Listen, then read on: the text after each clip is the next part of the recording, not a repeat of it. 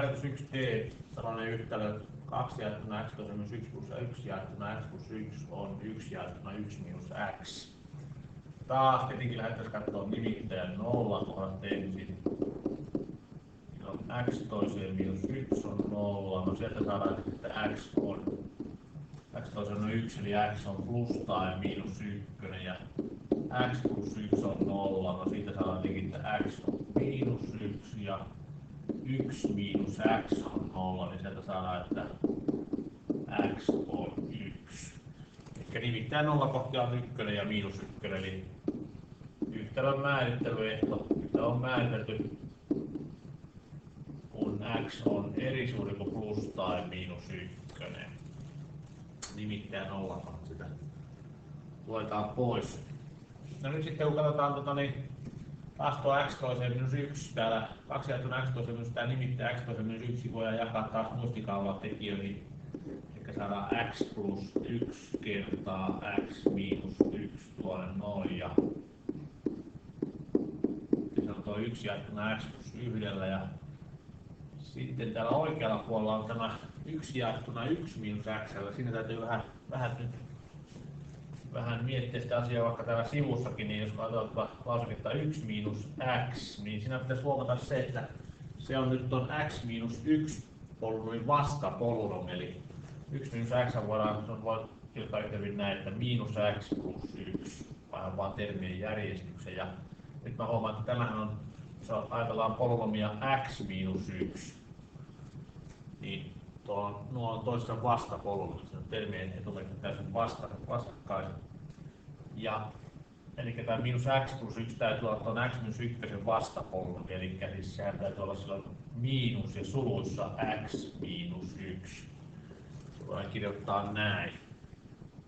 Tuo voi heti tekstata, että tuo miinusmerkki tuossa sulkujen edessä ottaa sulut pois, tulee miinus x, sitten tulee miinus miinus 1 eli plus 1, eli miinus x plus 1, joka on sama kuin 1 miinus x, eli se voidaan kirjoittaa näin. Eli nyt korvataan tämä, täällä nimittäin 1 miinus x, niin korvataankin se nyt tuolla miinus ja suluissa x miinus 1.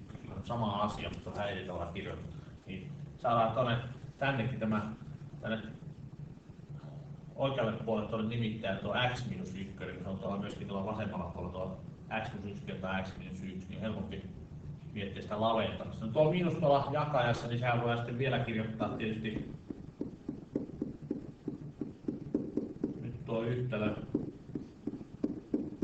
Tuo miinusmerkki voi tietysti viedä tuohon koko tuon osamäärän eteen.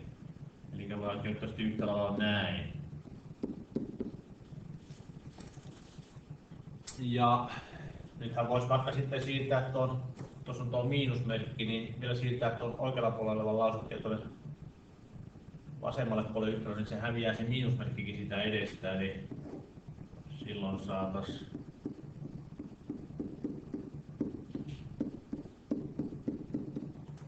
tämä ei ikään pakko tehdä, mutta se on mukavampi laskea sitä miinusmerkkiä, jos siinä niin saataisiin näin ja oikealle puolelle jäisi tietenkin vaan 0. Ja nyt sitten lavennettaisiin saman nimiseksi, ihan helppo tehdä se laventaminen nyt, eli tämä x minus 1, tämä 1 jaettuna x plus 1 ja tämä 1 jaettuna x plus 1 lavennetaan x plus 1. Saadaan sama nimittäjä sinne.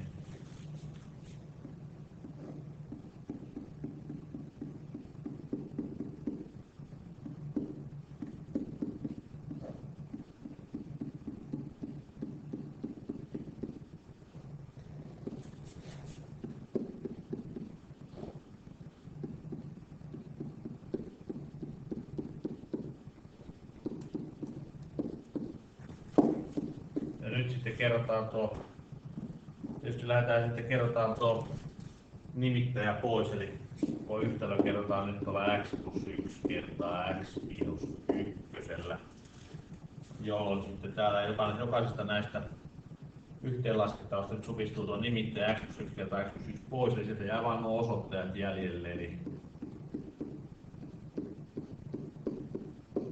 ja tuolle tulee oikealle puolelle sitten 0 kertaa x plus 1 kertaa x plus 1 on 0.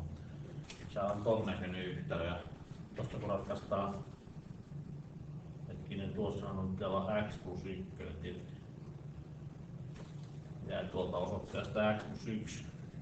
Eli saadaan näin, niin tuosta saadaan, että x plus x eli 2x ja tuonne tulee sitten plus 2, eli 2x plus 2 on 0 ja sitten saadaan sitten 2x on miinus 2 ja sitten jaetaan 2, niin saadaan x on miinus 1.